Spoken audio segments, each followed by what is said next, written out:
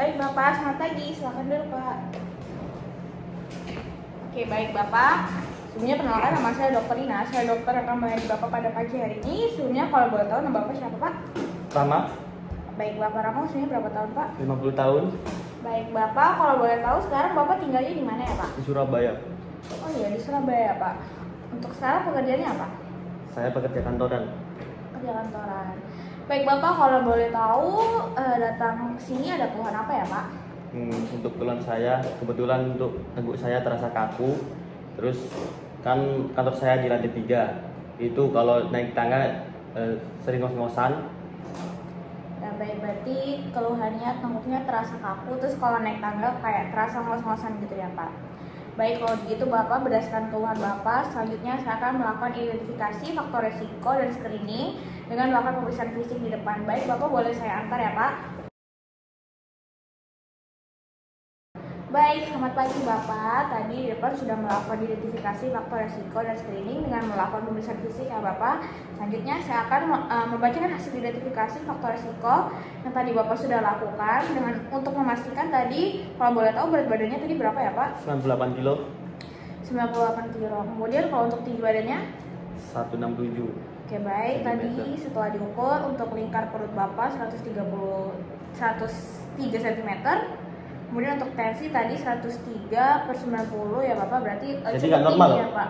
Iya cukup tinggi Pak. Kemudian untuk palpasi nadinya tadi 88 kali. Kemudian untuk pemeriksaan fisik seperti auskultasi jantung dan paru, kemudian pada tes sensasi pada tungkai dan pada nadi dorsalis pedis juga dalam keadaan normal ya Bapak. Berarti tadi Bapak bisa dilihat kalau tensinya yang cukup tinggi ya Pak. Oke baik, selanjutnya melihat dari faktor risiko yang ada pada Bapak, saya akan melakukan anamnesa ya Bapak dan melakukan identifikasi gaya hidup Bapak. Untuk di keluarga Bapak sendiri, apakah ada riwayat penyakit Bapak mungkin seperti diabetes dan hipertensi seperti itu Pak? Kebetulan mama saya ada penyakit riwayat jantung. Untuk saya kebetulan ada hipertensi. Oh iya baik, berarti dari kedua orang tuanya ada riwayat hipertensi dan penyakit jantung ya Pak? Oke, kalau begitu sebelumnya berdasarkan faktor risiko tersebut, apa Bapak sudah pernah melakukan cek kesehatan berkala Pak? Belum. Belum pernah ya Belum Pak? pernah. Oke, sebelumnya kalau boleh tahu apakah Bapak sendiri merokok? Merokok berat. Merokok berat ya? Berat. Oke baik. Kalau begitu sekarang saya mau tanya nih Pak, untuk pola makan Bapak sendiri gimana Pak? Kebetulan kalau sekali makan saya makan 2 bungkus nasi padang. Sekali makan 2 bungkus nasi padang ya Pak? Iya. Kalau untuk makan sayur atau makan makanan sehat itu Tidak pernah. Tidak pernah ya Tidak Pak? pernah Jarang ya Pak? Oke. Kalau begitu Bapak kan tadi katanya melakukan kerja kantoran ya Pak, terus juga makan. Nah, kalau untuk melakukan aktivitas fisik yang teratur, apa Bapak pernah kayak olahraga atau gym gitu Pak? Cuma keinginan aja. Keinginan doang. Iya. Tapi belum dilakukan. Belum, ya? belum. Oke baik. Kalau begitu kalau boleh tahu, apakah Bapak pernah melakukan pengelolaan stres? Mungkin Bapak capek nih seharian kerja, terus kayak Bapak mengelola stresnya itu seperti apa Pak kalau boleh tahu? Saya sering main game sih untuk mengelola stres. Oh iya, main Iya. game. Nah, main game. Kalau untuk main game sendiri itu kapan Pak? Apakah mengganggu waktu tidur atau seperti apa Pak? Sangat mengganggu, soalnya aku kan dari malam ketemu pagi gitu. Oh, oke. Berarti kayak malamnya main game, terus nanti paginya lanjut kerja gitu ya Pak? Ya baik. Kalau boleh tahu Pak, ini kan berdasarkan hasil wawancara saya dengan Bapak yang barusan dan pemeriksaan saya, sepertinya penyakit Bapak ini berhubungan dengan kebiasaan Bapak ini. Dari kebiasaan Bapak tadi seperti tidak pernah olahraga, main game sampai malam, terus juga makannya sedikit berlebihan. Nah, itu kan membuat faktor-faktor resiko ya Pak berdasarkan keluhan Bapak tadi. Nah, sekarang saya mau nanya nih Pak, apakah barangkali Bapak ini ada niat untuk mencoba menghentikan kebiasaan itu dalam waktu 6 bulan ke depan? Ada ya Pak, berarti ada niat seperti itu ya Pak? Oke, kalau begitu, atau mungkin barangkali dalam waktu 1 bulan ke depan ini sudah memiliki rencana nih Pak untuk melakukan hal-hal kecil untuk menghentikan kebiasaan itu? Enggak. Berarti belum ada rencana ya, tapi sudah berniat seperti itu ya Pak? Berniat. Oke baik. Kalau begitu apakah selama ini Bapak sudah berusaha melakukan upaya untuk menghentikan kebiasaan itu Pak? Enggak sih. Belum ya Pak? Belum. Oke, berarti baik kalau begitu Bapak. Berarti selanjutnya saya akan menentukan stage of change Bapak. Berarti Bapak ini sudah masuk ke contemplation, di mana Bapak sudah ada niat tapi belum memiliki rencana dan belum melakukan upaya ya Pak. Oke, baik Bapak. Tadi setelah saya lakukan wawancara Bapak kan tadi katanya belum pernah melakukan cek kesehatan berkala ya Pak. Mungkin untuk kedepannya Bapak bisa lakukan cek kesehatan berkala Pak. Soalnya kayak tadi setelah dilakukan cek kesehatan kan ada hipertensi dan takutnya ada gangguan-gangguan lain Pak. Jadi mungkin untuk kedepannya Bapak bisa lebih sering untuk melakukan cek kesehatan berkala ya Pak. Kemudian Bapak mungkin kedepannya juga lebih rajin lagi untuk melakukan aktivitas fisik Pak.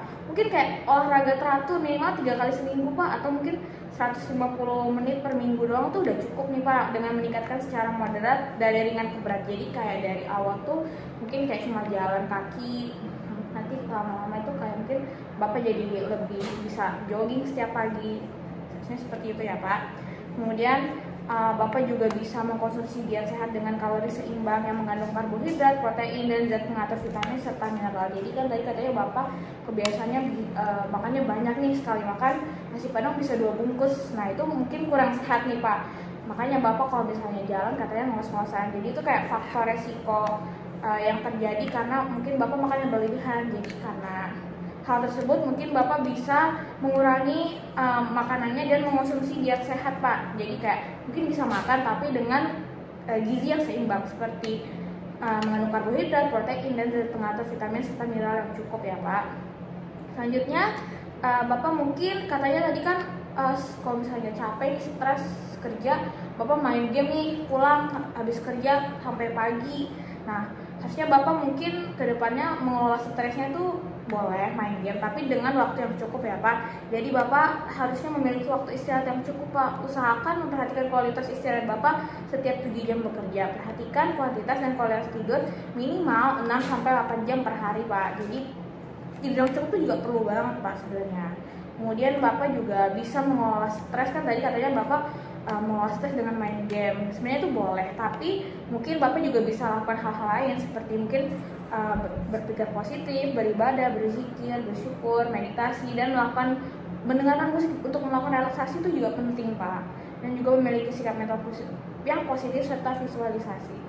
Oke baik Bapak, selanjutnya saya minta Bapak untuk patuh terhadap pengobatan yang akan diberikan nanti ya Bapak. Tadi kan setelah melakukan pemeriksaan fisik, Bapak terdiagnosa terdapat hipertensi ya Pak, tensinya cukup tinggi. Maka selanjutnya jika diberikan pengobatan, saya minta tolong Bapak untuk meminumnya secara teratur, dimana obat nanti diminum setelah makan atau mungkin sebelum tidur, dan nanti pastikan Bapak paham waktu yang akan diberikan ya Bapak. Kemudian nanti obatnya juga harus diminum sesuai dosis dan jadwal yang sudah ditentukan oleh dokter. Maka jika misalnya Bapak nanti sudah merasa baik, Bapak jangan menghentikan obatnya secara tiba-tiba, tapi nanti perlu melakukan konsultasi dulu terhadap obatnya dengan dokter ya Pak. Kemudian untuk obatnya sendiri nanti akan terdapat efek samping mungkin seperti pusing, kelelahan, dan mual. Tapi Bapak tidak perlu panik karena obat ini bekerja untuk menurunkan tekanan darah agar tidak terlalu tinggi, tetapi kadang menyebabkan pusing atau merasa lemas. Tapi jika Bapak minum, nanti efek samping obatnya akan hilang dan Bapak akan merasa lebih baik.